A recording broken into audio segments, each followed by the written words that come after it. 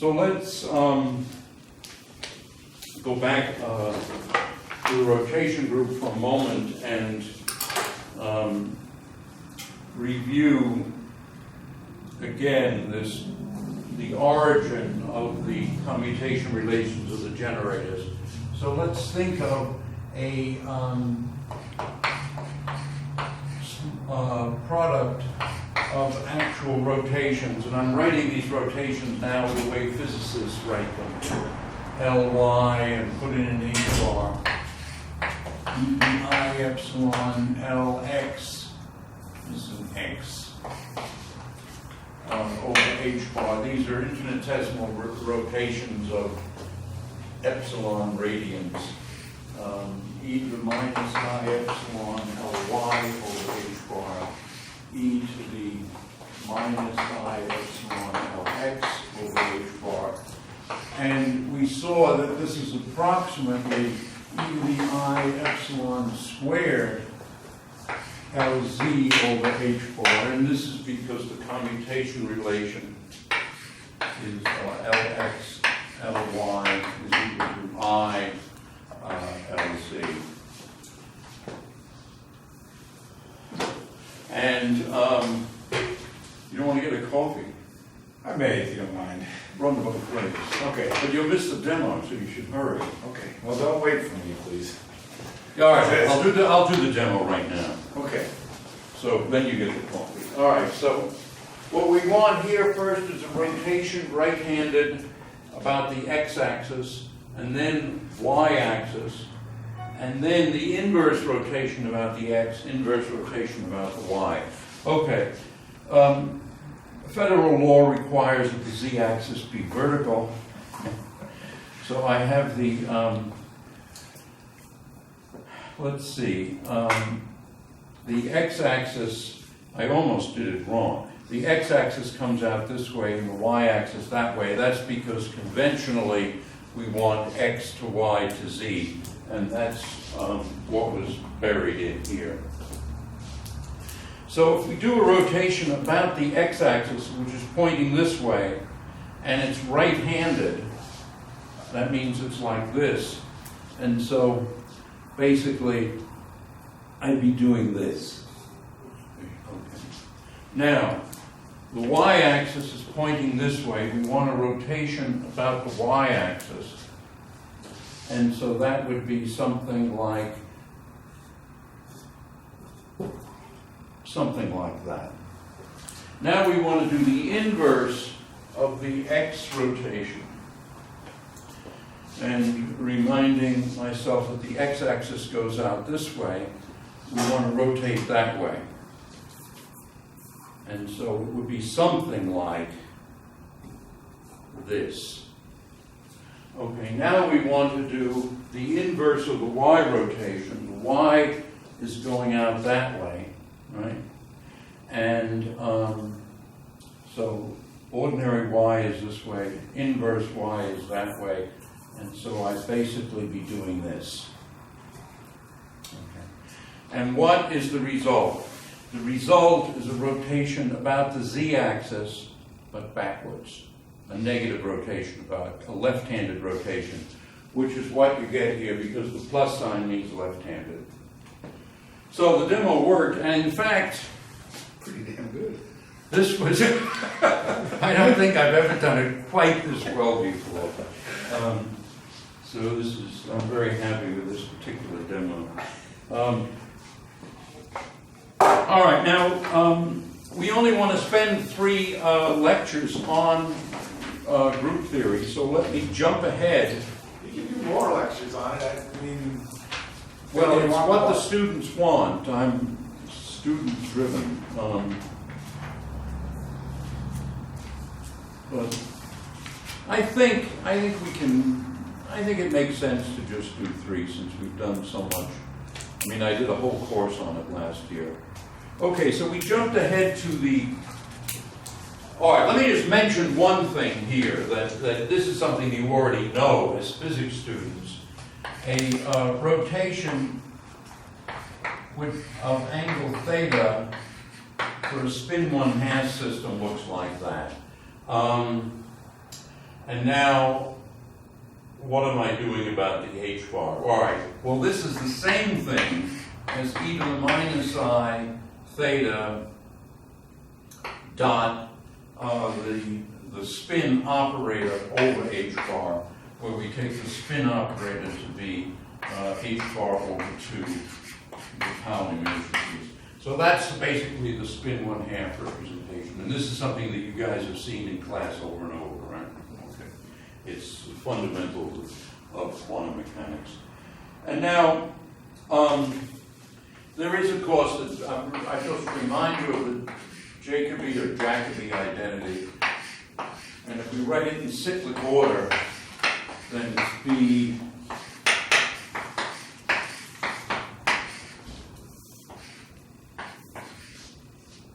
Let me just make it AB.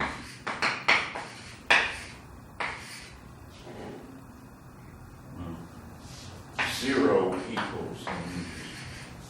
So that's the Jacobi identity. And then if we apply that to the generators of any representation of any Lie group, what we find is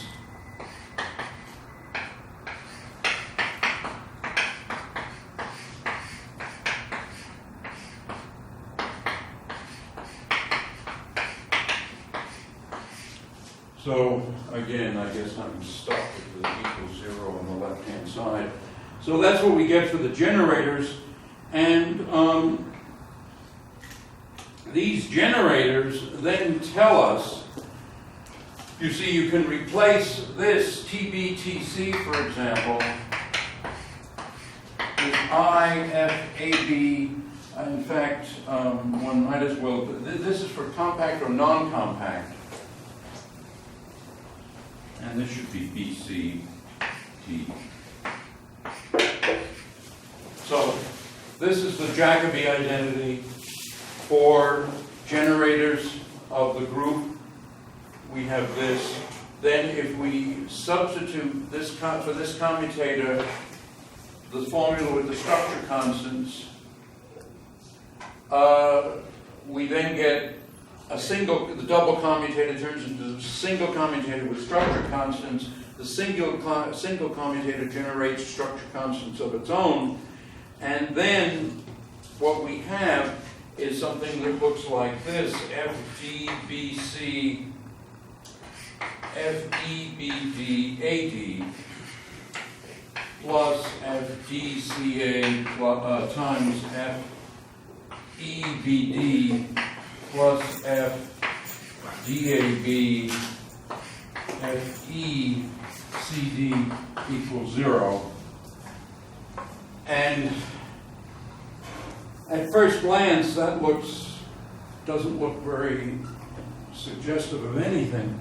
But you can then define a new set of matrices this way: TBAC as IFCAB.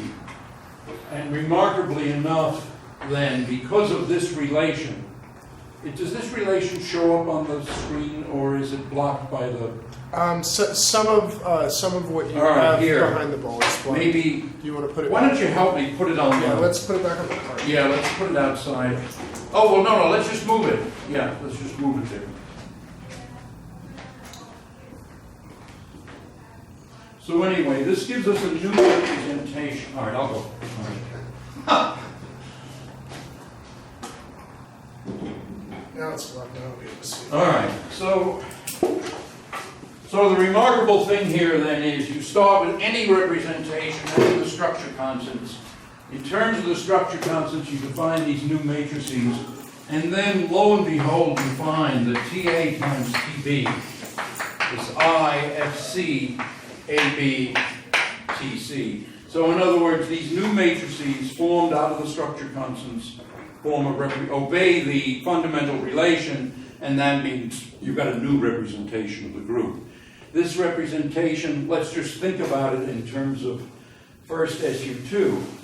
If we started out with the defining representation of SU2, which is in terms of the generator being the Pauli matrices, we would then say with T sub A would be sigma A over 2. Then we would get, and these would be 2 by 2 matrices. 2 by 2, and we call this the defining representation.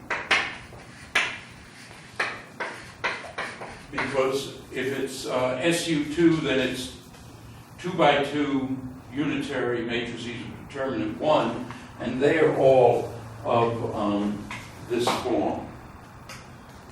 And we then can take from these structure constants, which in this case are TA, TB, is I epsilon ABC TC, or equivalently sigma A over 2, sigma B over 2, is I epsilon ABC sigma C over 2.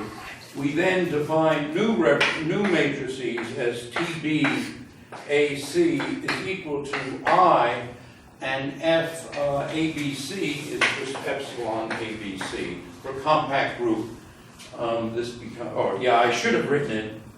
Well, this is a compact group, so I can write it down. Otherwise, it would have been FCAB, but for the SU2, that's equal to epsilon ABC. Okay, this gives us then, since A, B, and C go from 1 to 3, this is a 3 by 3 representation of SU2, and this is the ordinary group, which we call O3 or SO3. Okay. SO3 is for the ones with determinant 1. Otherwise, all 3 by 3 orthogonal matrices, the group is O3. And these are the ordinary rotation matrices, which in fact I was effectively demonstrating by rotating in 3 space. The sphere.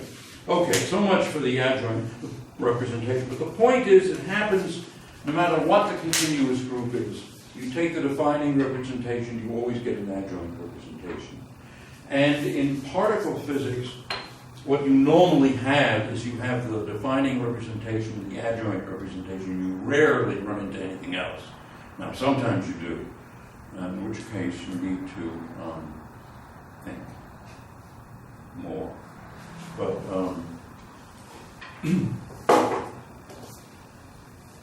most of the time you don't. Okay, there's something called the Casimir operator, and it's just TA. You just, and this is for compact Lie groups. So for compact Lie groups, you just take the sum of the squares of the generators, and the remarkable thing is that this commutator commutes with every generator. So we skipped Shor's lemma because although it's a sure thing, the proof is a little subtle, and it's in the book, but one of the consequences of that is that C must be a multiple of the identity. And so for any compact Lie group, take the generators, sum them. So in other words, sum of A, TA. The repeated index means we sum over it, unless we say we don't sum over it. So this is a constant times the identity operator. Okay. Then there's a definition that you're going to run into. If you do particle theory, you're going to run into this over and over again. And it's never defined. So let me define it for you. Let's first of all have the concept of an invariant subalgebra. First of all, what's a subalgebra? Well, it's a bunch of generators such that under commutation they are closed. Well, the whole set of generators certainly is, but an invariant subalgebra, they would be generators T, I'll use I for invariant. They're such that Ti with Ta is some linear combination. Well, let me put an A there and a B here. It's going to be I. Frankly, we're thinking, I think we're thinking here in terms of compact groups, but I think I can just get away with saying, it may work for non-compact groups. So let's consider the general case. Then the idea is that if T sub A superscript I is a generator of an invariant subalgebra, then its commutator with any other generator is a linear combination. It has to be of all the generators, but if it's an invariant subalgebra, it's a linear combination only of the generators of the invariant subalgebra. And so that's what's an invariant subalgebra. Now, clearly, the null algebra and the whole algebra are invariant subalgebras, but they're trivial invariant subalgebras. Otherwise, what you say is that an algebra with no invariant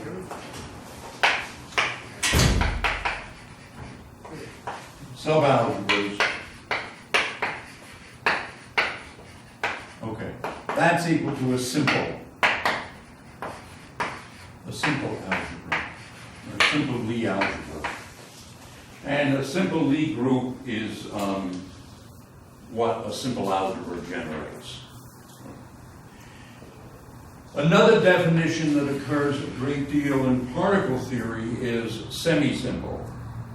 A semisimple is that you have no invariant abelian subalgebras, and then instead of being simple, it's semisimple. So, and the semisimple algebra generates a simple group. And so, for example, let's take U2, not the rock group, but the group of 2 by 2 unitary matrices. That has an abelian subalgebra U1. And that abelian subalgebra is just the identity algebra. In other words, the generators of U2 are the identity and then the Pauli matrices divided by 2. That's the normal way we think of them. This forms an abelian subalgebra. So this group is neither simple nor semi-simple because it has an abelian subalgebra. And that's the abelian subalgebra. That's why we talk about SU2 as opposed to U2. And the reason why in physics we focus so much on the algebra is we normally associate the generators. Remember, we go through this nonsense of adding and inserting and dividing out by factors of I in order to make the thing Hermitian. And then we multiply and divide by h bar to have the thing give the units that we want to imagine that things have. So the point is that the generators of these algebras we identify them with physical operators. And consequently, we want we care whether one of the physical operators looks like this or not. And in fact, in particle theory, there's been something of an obsession with simple Lie algebras and simple Lie groups. And the reason is that the algebra the algebra is such that you can get an explanation of why charge is quantized. Because one of the generators can be a generator, can be associated with charge. And if it's a simple group, then, or maybe we even get away with semi-simple, I actually don't remember. Let me just see. Yeah, it's a simple, if you have a simple algebra, then you don't have any invariant subalgebras, and then you get actually a quantization of charge. And so that's a nice thing. But it's, this is by no means settled physics because the unification that occurs is, in most theories, way up at experimentally inaccessible energies like 10 to the 15th GeV. Okay, so let's just talk just briefly about another group, SU3, and this is a group that is 3 by 3 unitary matrices of determinant 1. In the book, I write out what are called the Gelman matrices, and they're written as lambda 1 through lambda 8. There are 8 generators. And of course, it's a compact group, so we have, as usual, TA, TB, I, F, A, B, C, TC, where these guys are real and totally antisymmetric. It turns out that the structure constants, 3 of them, well, of course, they're totally antisymmetric, so if you know 1, you know 5 others or so. So there, 3 of them are root 3 over 2, and all the others are 1/2. And then modulo plus or minus if you switch these guys and so forth. There are 2 generators that commute, T3 and T8. These are 2 of the generators that commute, and they generate what's called a Cartan subalgebra. So, in other words, you can find 2 generators or 2 or more generators of a Lie group that commute with each other. You can call that the Cartan subalgebra. And when people study the representations of compact Lie groups, the Cartan subalgebra plays a big role. I'm not going to go into that, but that is the case. Now, let's just look at SU3. We have sort of D of alpha 1, D of alpha 2, and D of alpha 3, where alpha 1 is 8 real numbers. In other words, D of alpha here is e to the I, TA, alpha A, or plus or minus, depending on what we choose to be the parameterization. This is, so if those are the alphas, we can see that, well, even without thinking, we can be sure that if we just complex conjugate this equation, that the complex conjugate matrices, so let this be any representation, then the complex conjugate matrices will also be a representation. Because if this obeys the group multiplication, so will this. Because this is the rule. This is the all you need for representation, is that if in the defining representation D of alpha 1 times D of alpha 2 is equal to D of alpha 3, then in your any other set of matrices that does the same thing as a representation. The key thing for SU3 is that these guys are different. It's not an equivalent representation. So you can't say that D is S, D star, S inverse. In other words, there isn't any similarity transformation that takes you from one to the other. So there are 2 different representations, whereas in SU2 there is. And in fact, you could, for SU2, it's the similarity transformation essentially sigma 2. With perhaps plus or minus. Well, it doesn't matter whether it's plus or minus. It might be I sigma 2. But anyway, essentially sigma 2. But for SU3, it's different, and so we have 2 different representations. In a sense, we have 2 defining representations. Is there a question? No? Okay. All right. Okay, one thing that's really mysterious, it's something that shows up every now and then in theoretical physics, and it's called quaternions. They're closely related to the Pauli matrices, but they're enough different that they are different, and they're interesting. And the funny thing is, I think they really have been neglected by physicists until now, and they probably will be neglected for another 20 years. But at some point, probably when you guys are still alive, somebody's going to do something significant with the quaternions, and I recommend them to any young student. So let me just show you what a quaternion is. Q, it's a 2 by 2 complex matrix, but it has something special. It's Z star, or let me just say Z bar, it's so much easier to write Z bar. W minus W bar. So take any two complex numbers, write them in this funny way in the 2 by 2 matrix, that's a quaternion. The norm of a quaternion squared is just the determinant of Q. Since it's a 2 by 2 matrix. Okay.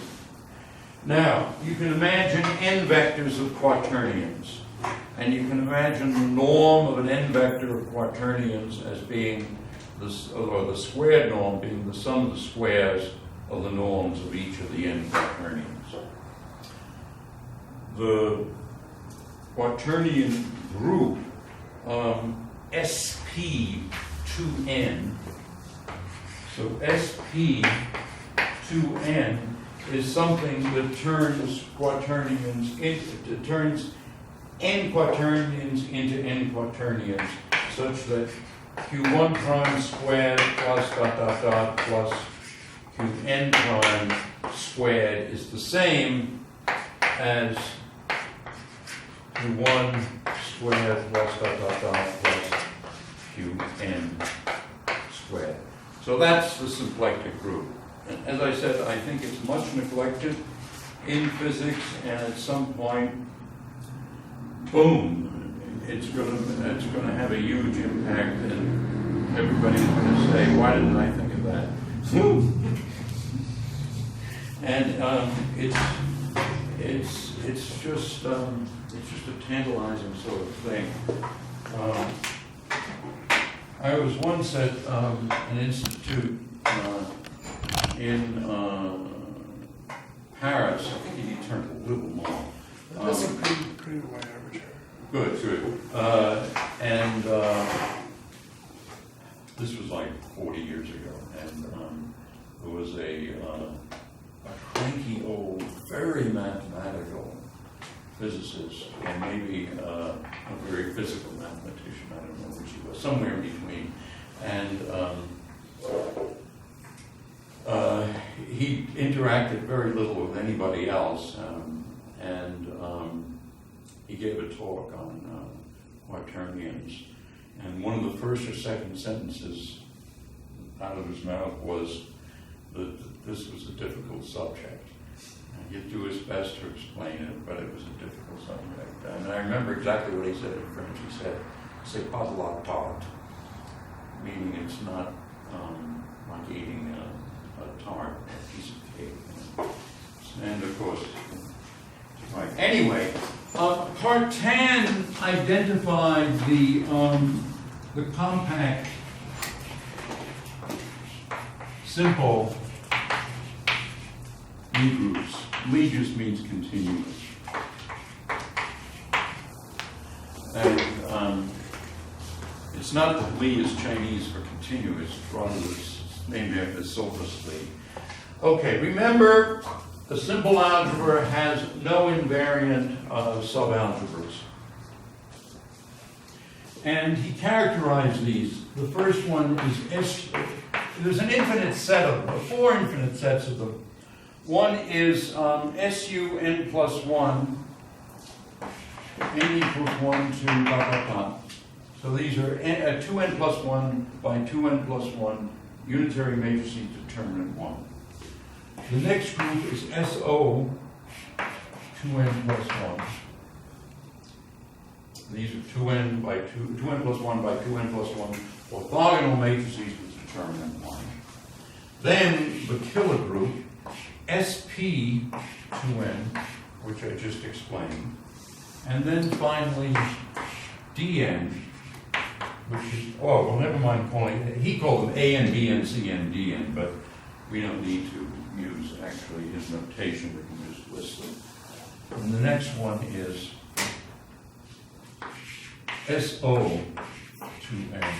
And so the point was that orthogonal groups and even in odd dimensions are different enough that he characterized them as a different infinite sequence of compact, simple Lie groups. I missed who he was. Excuse me? Who's he? When you say he classified them. Cartan. Oh, Cartan. Yeah, Cartan, he of the subalgebra. Okay.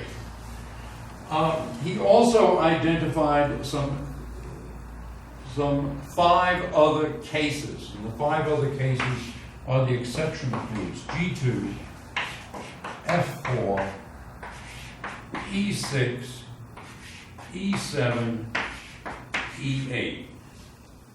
And here one really identifies, one thinks of E as exceptional, and I don't know what the G and F stand for. Presumably was something that, I mean, you can see he did A, B, C, D, and then there's E, F, G, duh. Okay, that's what it is. It's that simple. All right, so much for Cartan. I'm not going to try to explain that. What is the time? Okay, all right, I'll say something about group integration. Suppose we have some function of a group. We want to be able to define the integral over the group. And this is particularly true of a compact Lie group, because with a compact Lie group, the parameter space is compact, so we can do the integral and we get some finite number. And what we would want for sure is this.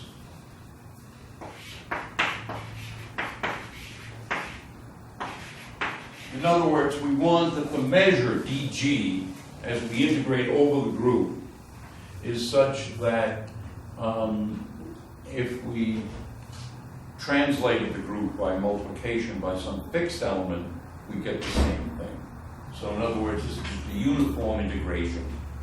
We want to be integrating uniformly. And the proof is in the book. I'm going to just skip to the final answer. And the answer is that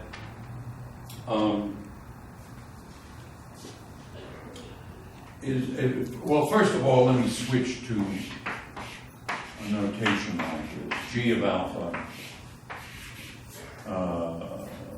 dn alpha, and then some measure. Well, we normally like to put the differentials at the very end, so let me make this m of alpha,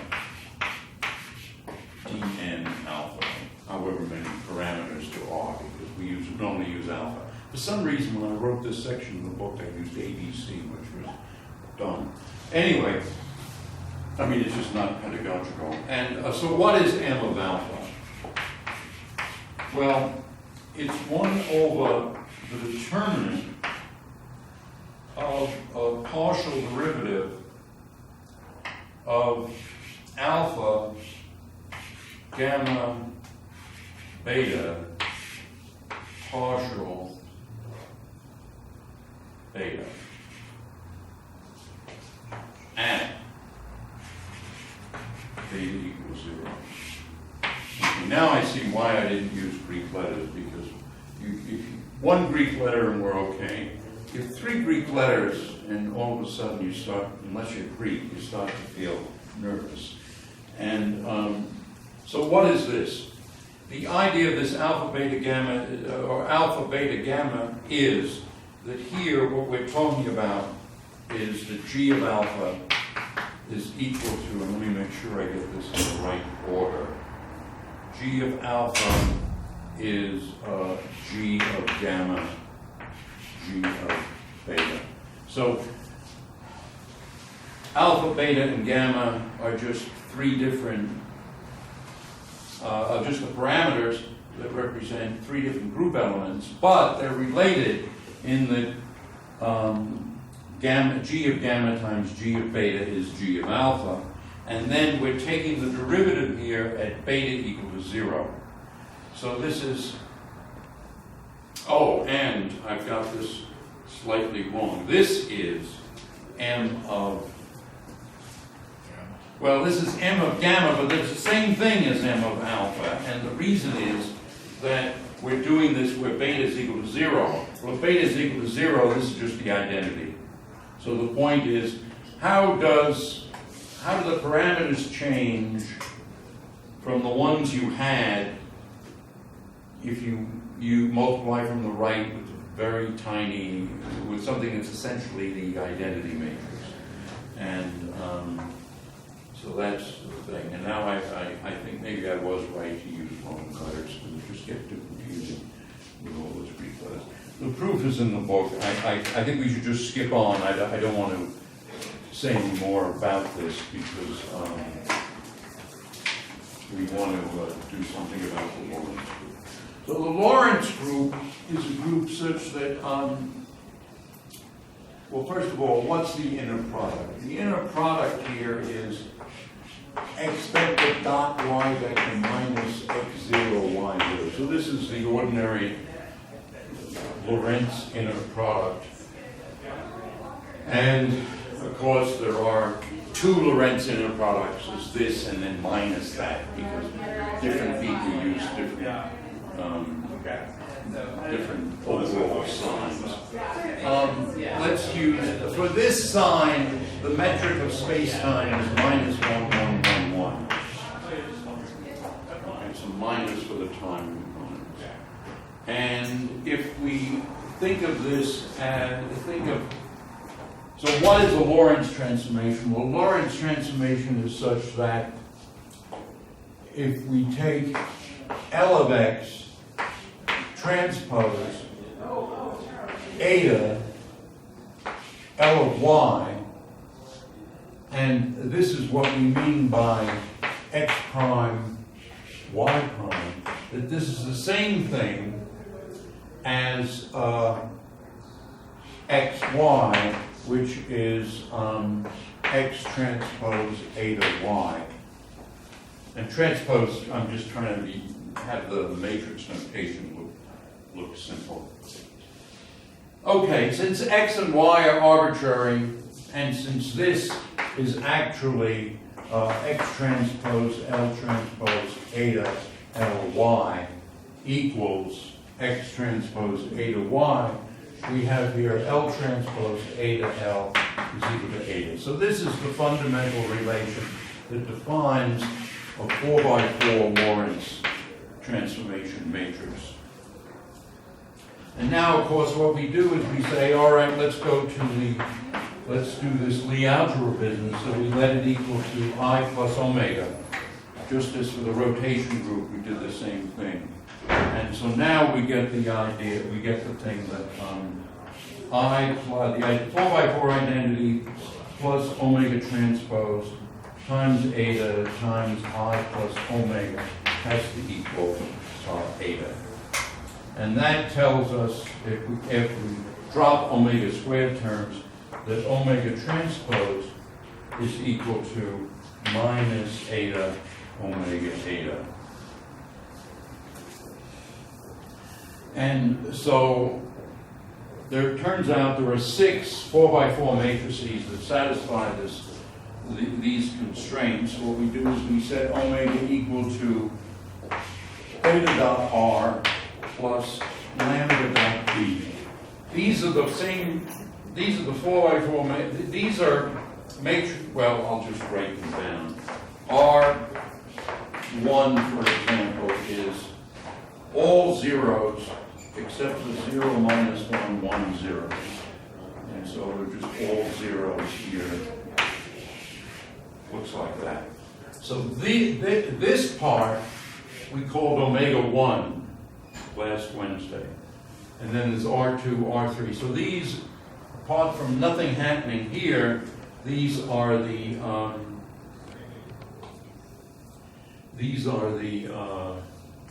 generators of the ordinary rotation group. These are the R's.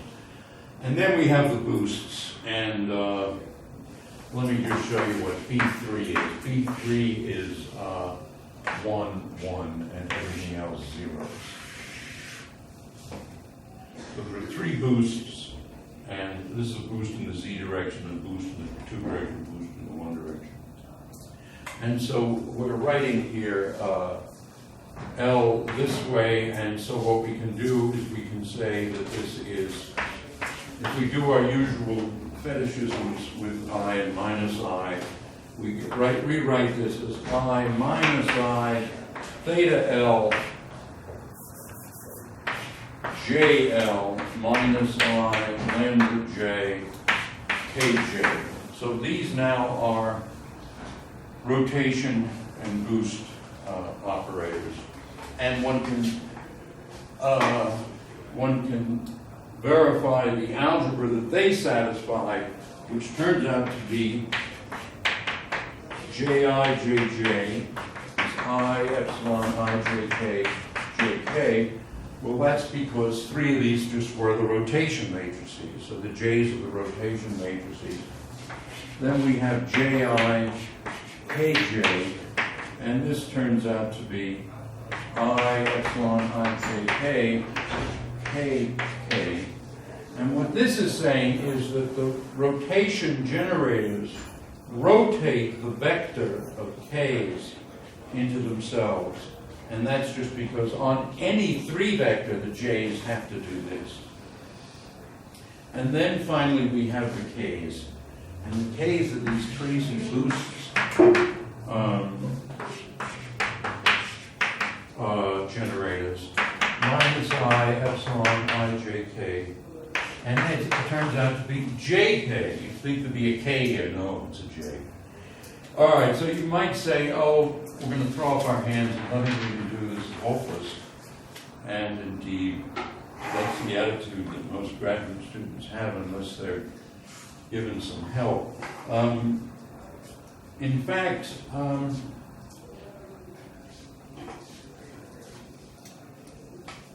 if we say that L is in fact equal to e to the minus I theta L JL minus I lambda, well, I might have, well, I'll just say lambda L KL.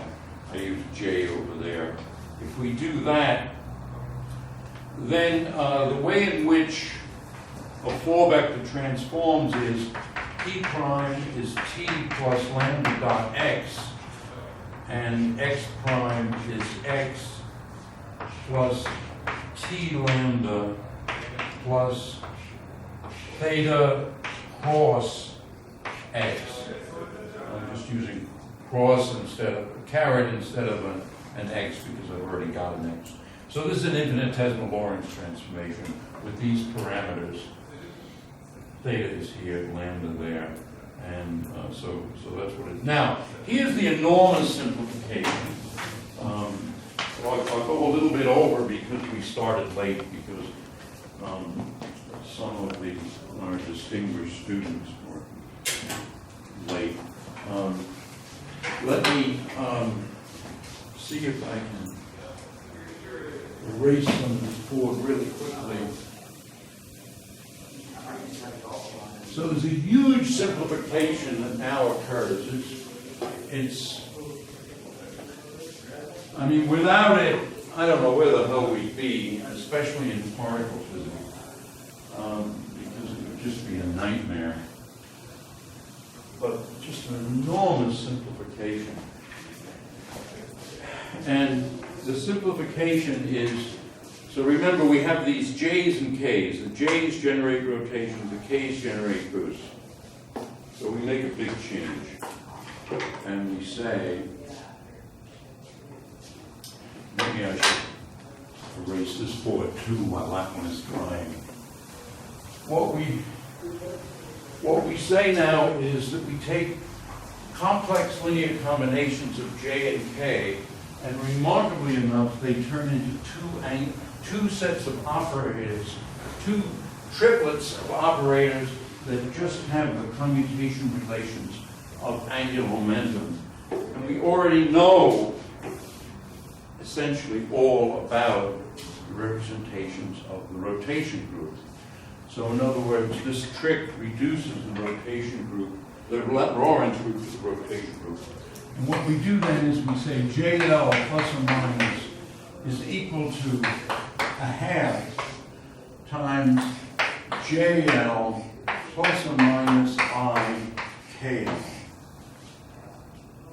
And then we get these remarkable commutation relations, namely J plus I, J plus J is I epsilon I J K, J plus K. And now the same thing with minus, J minus I, J minus J, I epsilon I J K, J minus K. So just two angular, and then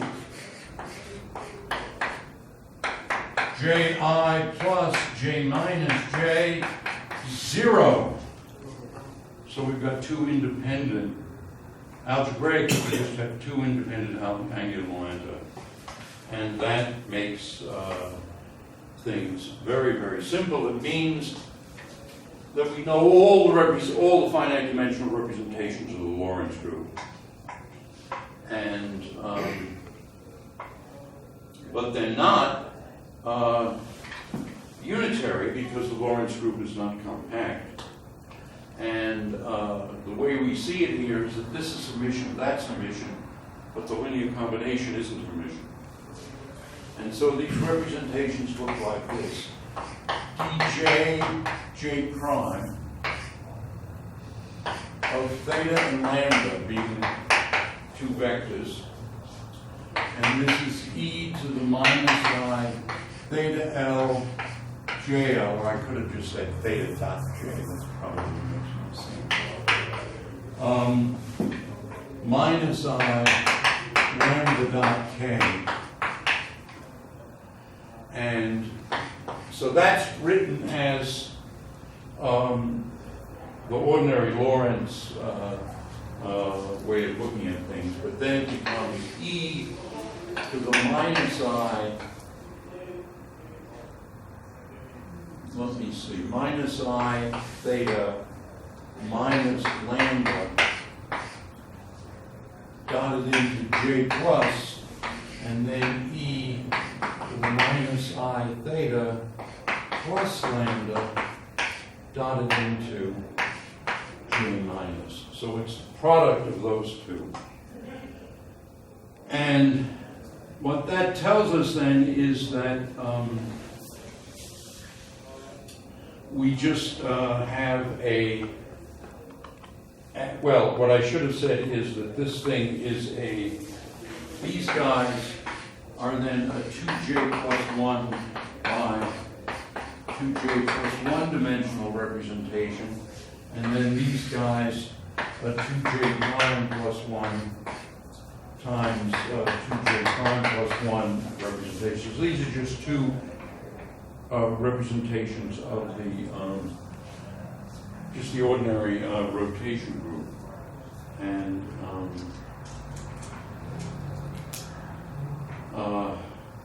okay, I think maybe we should stop now. What I think I'll do next time